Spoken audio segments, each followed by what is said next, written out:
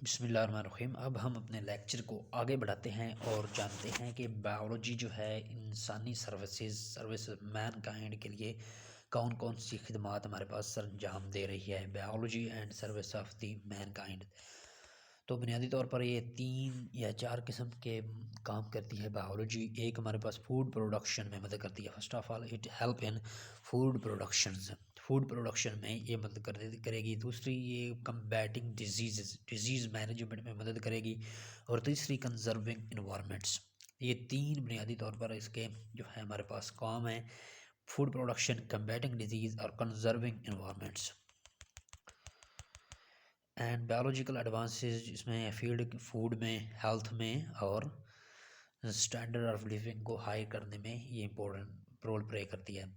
अब हम प्रोडक्शन में इसकी बात करते हैं, फूड प्रोडक्शन या प्लांट प्रोडक्शंस। तो वो हमारे पास क्या हुई है, इम्प्रूव हो रही हैं। प्लांट्स की वैरायटीज़ नई नई आ रही हैं और ऐसे वो जो पहले वैरायटीज़ हमारे पास एग्जिस्टिंग वैरायटीज़ मौजूद हैं उनको इम्प्रूव किया जा रहा है और नई नई हमारे पास वैरायटी प्रोड्यूस हो रही है जो कि हमारे पास डिजीज़ रेजिस्टेंस है, इनको कम से कम डिजीज़ होती है और जिनसे हम ज़्यादा से ज़्यादा पैदावार हासिल कर सकते हैं। ऐसे हम एनिमल्स की भी वैरायटीज़ हमने बना ली हैं और प्लांट्स की भी वैरायटीज़ हमने बना ली हैं। और सेलेक्टिव ब्रीडिंग से वो वाली करेक्टरिस्टिक्स हम जो है वो प्रमोट करते हैं जो हमारे काम की होती हैं, और वो जो वाली करेक्टरिस्टिक जो हमारे काम की नहीं होती हैं उनको हम एलिमिनेट कर देते हैं। और इसमें हम जेनेटिक्स के प्रिंसिपल को यूज़ करते हैं। और हम अब प्लांट्स की बात करें तो हमने better variety of wheat, rice, corn बना दिया है। और एनिमल्स की बात करें तो हमने इम्प्रूव्ड चिकन बना लिए हैं। वाइट चिकन जो जल्दी बन जाता है और ज़्यादा पैदावार देता है। काउज बना ली हैं जो कि ज़्यादा डेयरी प्रोडक्ट देती हैं। और शीप वगैरह जो जल्दी बड़ी हो जाती हैं और ज़्यादा हमारे पास डेयरी प्रोडक्ट देती हैं। पोल्ट्री ब्रीडर्स की बात करें तो उन्होंने हमारे पास क्विक और चीप वाइट मीट के लिए हमारे पास वाइट मीट ब्रॉयलर बना लिया है। आगे जीन्स जो हमारे पास ऐसे जीन्स किसी हमारे पास सेल्स में इंट्रोड्यूस करवाए जाते हैं जो कि डिजीज़ रेजिस्टेंस होते हैं, जिनको डिजीज़ नहीं होती है। और दूसरे करैक्टरिस्टिक्स जिन मतलब हाई यील्ड और इम्प्रूव्ड वैरायटी के हम जीन्स जो है दूसरे ऑर्गेनिज्म में डाल सकते हैं और इसको हम जेनेटिक इंजीनियरिंग का नाम देते हैं। जेनेटिक इंजीनियरिंग क्या होती है? जीन्स को इस्तेमाल करना इंसानी फ़ायदे के लिए और इम्प्रूव्ड वैराइटीज़ वगैरह बनाने के लिए। और इससे हम क्या करते हैं, ट्रांसजेनिक प्लांट्स प्रोड्यूस करते हैं और ट्रांसजेनिक एनिमल प्रोड्यूस करते हैं।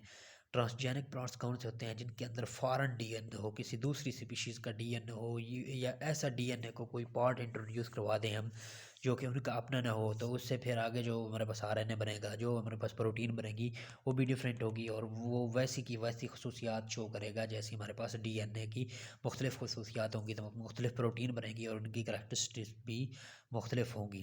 अगर क्लोनिंग की बात करें तो ये हम जेनेटिक इंजीनियरिंग से ट्रांसजेनिक ऑर्गेनिज्म बनाते हैं जो कि क्लोनिंग के प्रिंसिपल को मद्देनज़र रखते हुए बनाए जाते हैं। क्लोनिंग क्या है? इडेंटिकल कापीज़ ऑफ ऑर्गेनिज्म बनाते हैं एसेक्सुअल रिप्रोडक्शन से। ये एक सेक्सुअल रिप्रोडक्शन है जिसमें सिंगल सेल से हमारे पास कंप्लीट ऑर्गेनिज्म बनता है और जिसकी मुकम्मल तौर पर जो है जेनेटिकली आइडेंटिकल होता है पेरेंट्स से, जिसका हम जो है सेल या हमारे पास न्यूक्लियस इस्तेमाल करते हैं। और दूसरा हमारे पास टिश्यूज़ कल्चर आ जाता है। टिश्यू कल्चर से हम मुख्तलिफ़ किस्म के टिश्यूज़ को हम कल्चर करते हैं और मुख्तलिफ़ किस्म के आगे हमारे पास प्लांट्स वगैरह प्रोड्यूस करवाते हैं। और इसी तरह हमारे पास पेस्ट कंट्रोल की हम बात करें तो फंजाई और इंसेक्ट्स वगैरह जो हमारे पास क्रॉप्स को ख़राब करते थे और यील्ड को हमारे पास कम करते हैं, पहले हम इनके लिए केमिकल्स यूज़ करते थे, फंगीसाइड्स वगैरह और इंसेक्टिसाइड्स वगैरह और पेस्टिसाइड वगैरह हम इस्तेमाल करते थे। ये भी साइंस की प्रोडक्ट ली, लेकिन अब हमारे पास बायोलॉजिकल जो है हमारे पास बायोलॉजिकल कंट्रोल आ गया है। बायोलॉजिकल कंट्रोल में एक ऑर्गेनिजम्स जो है हमारे पास पेस्ट या जो भी फंजाई है उनको बायोलॉजी से किसी और ऑर्गेनिज्म से हमारे पास कंट्रोल किया जाता है।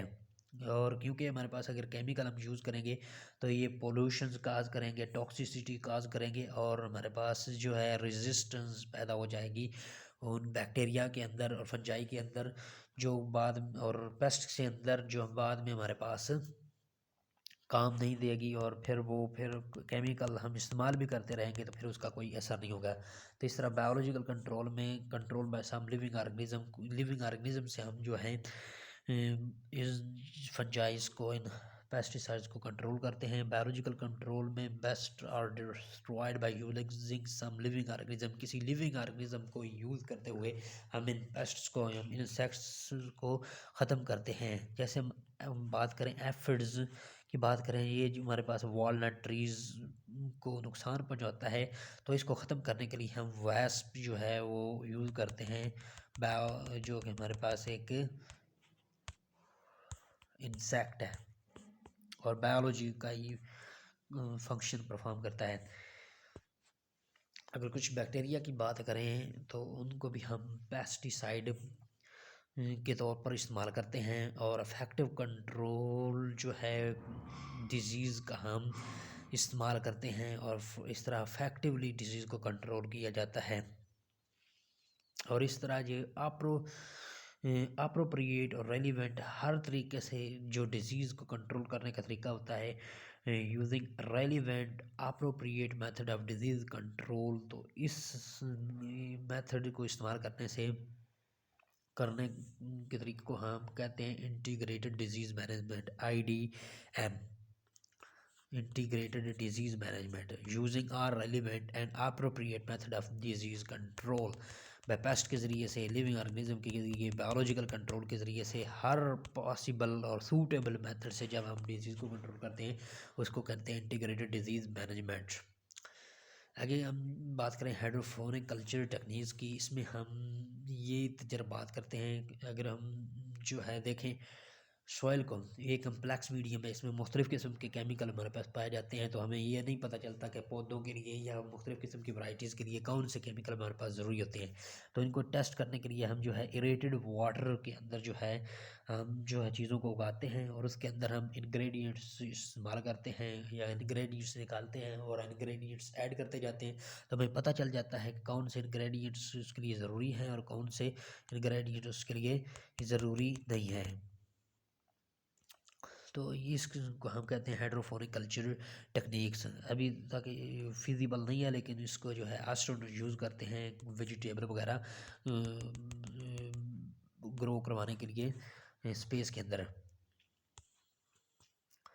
आगे हमारे पास फूड स्पॉयलेज से बचने के लिए हमारे पास मुख्तलिफ़ किस्म की हम जो है ट्रीटमेंट यूज़ करते हैं ताकि वो ट्रांसपोर्ट हो सकें और लंबे अरसे तक हमारे पास स्टोर हो सकें। जैसे पास्चराइजेशन में हम जो है लोइस पास्चर की टेक्निक है जिसमें हम मिल्क को और मिल्क प्रोडक्ट को क्या करते हैं, सेव करते हैं, जिसमें हम आम तौर पर हमारे पास 32 मिनट्स तक 60 डिग्री सेंटीग्रेड पर हम दूध को गर्म करते हैं या फिर 75 डिग्री सेंटीग्रेड पर 15 सेकंड के लिए हम जो है उसको गर्म करते हैं।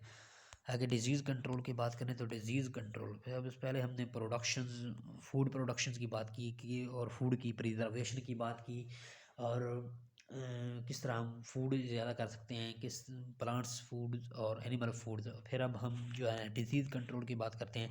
डिज़ीज़ कंट्रोल में हमारे पास बायोलॉजी 3 तरीके से मदद करती है। एक हमारे पास प्रिवेंटिव मेजर बताती है हमें कि एक बीमारी से किस तरह बचना है, फिर वैक्सीनेशन एंड इम्यूनाइजेशन और ड्रग ट्रीटमेंट, ड्रग से किस तरह हम किसी बीमारी को ट्रीट कर सकते हैं। प्रिवेंटिव मेजर के बारे में बताएं तो बायोलॉजी हमें बताती है कि इसका कॉजेटिव एजेंट क्या है, कोई बीमारी किस तरीके से फैलती है और उसका कॉजेटिव एजेंट क्या है और उसका मोड ऑफ ट्रांसमिशन क्या है, ये हमें बायोलॉजी जो है वो बताती है। जैसे एड्स हमारे पास इसका पॉजिटिव एजेंट बात करें तो ये HIV वायरस होता है और इसका मोड ऑफ ट्रांसमिशन की बात करें ये कंटेमिनेटेड सिरिंजेस से फैलता है, ब्लड ट्रांसफ्यूजन से फैलता है और फ्री सेक्सुअल कंटैक्ट से फैलता है और सिरिंजेस यस दूसरी चीज़ों से फैलता है। तो हमारे पास क्या होता है, हमें पता चल जाता है कि इसका प्रिवेंटिव मेजर क्या है कि इन सारी जो है जो जिसके मोड ऑफ एक्शन है इनको से बचा जाए, HIV के कंटैक्ट में आने से बचा दी जाए। तो ताकि हमें जो है ये HIV ना हो और HIV ना हो तो हमें एड्स ना हो।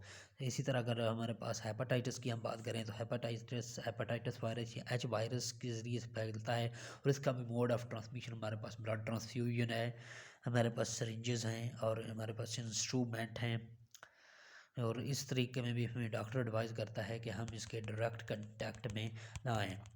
इसी तरह प्रिवेंशन के बाद हमें वैक्सीनेशंस की हमें हमारी बॉडी के अंदर एंटीजन पहले इंट्रोड्यूस करवा देते हैं और वो एंटीबॉडीज़ बनती हैं उनके ख़िलाफ़, और फिर जब हमें वायरस का हमला होता है तो हमारे पास वो जो एंटीबॉडीज़ बनी होती हैं वो उसको अटैक कर देती हैं। इस तरह ये पहले उसकी हिफाजत के लिए कि तक हमें बीमारी ना हो तो मुख्तलिफ़ किस्म की हमारे पास वोपिंग कफ मीज़ल मम्प्स वगैरह के लिए हमारे पास वैक्सीनेशन अवेलेबल हैं।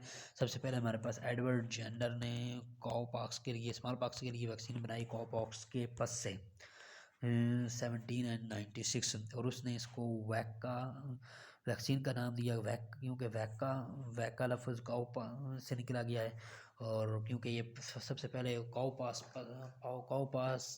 पस से जो हमारे पास निकला था इसलिए काउपॉक्स पस से निकला था, इसलिए हम इसको वैक्का या वैक्सीन कहते हैं। वैक्का का मतलब ही काउ होता है हमारे पास लैटिन में।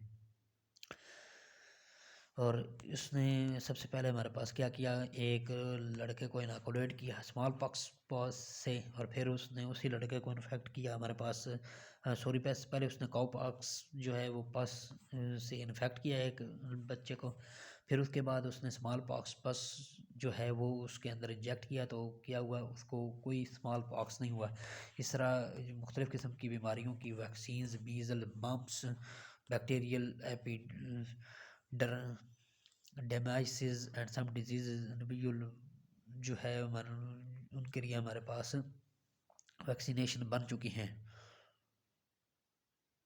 और उसके बाद ये पीपल्स को लोगों को इम्यून करने के लिए इस्तेमाल किया जाता है ताकि वो जो है हमारे पास लोग उससे बच के रहें और बीमारी जो है वो हो ही नहीं। अगर अटैक कर भी दे तो फिर भी हमारे पास जो है वैक्सीन जो लगी हुई है हमारे पास एंटीबॉडीज़ बनी हुई हैं, वो एंटीबॉडीज़ उसको अटैक कर दें हमारे पास एजेंट्स को और हमारे बीमारी ना हो। इस तरह हमारे पास वैक्सीनेशन से हमारे पास स्मॉल पॉक्स जो है वो कम्प्लीटली ख़त्म हो गया है, और दूसरी बीमारियों में मसलन माम्स के लिए भी हमारे पास वैक्सीन्स बन चुकी हैं और एड्स के लिए भी हमारे पास एडमिनिस्ट्रेट हो चुकी है और ये भी बन चुकी है और बन गई है।